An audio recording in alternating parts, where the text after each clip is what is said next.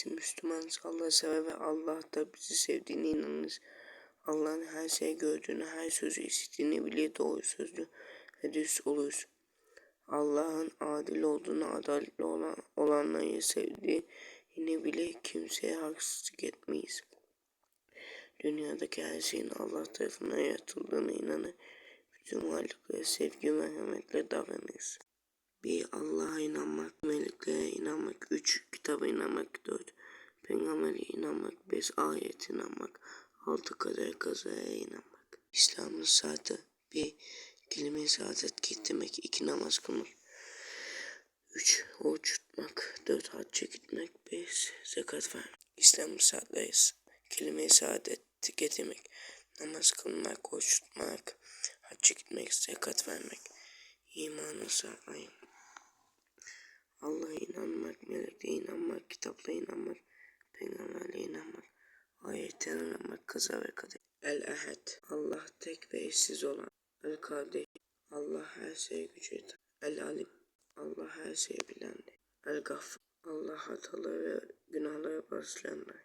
El-Rezzak, Allah tüm canlıların rızkını verendir. El-Rahman, Allah bağışlı ve besleyendir. El-Basir, Allah her şeyi gören. El-Bey, Allah bütün iyilik ve güzelliklere sahip.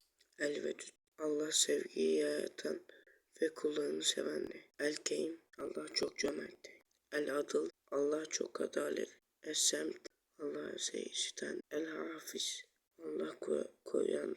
El-Halık, Allah her şeyi yaratan. El-Rahim, Allah acıyan ve merhamet edendir. En güzel isimler Allah'ındır, ona güzel İsimleriyle dua edin. De ki o Allah'tır, tek.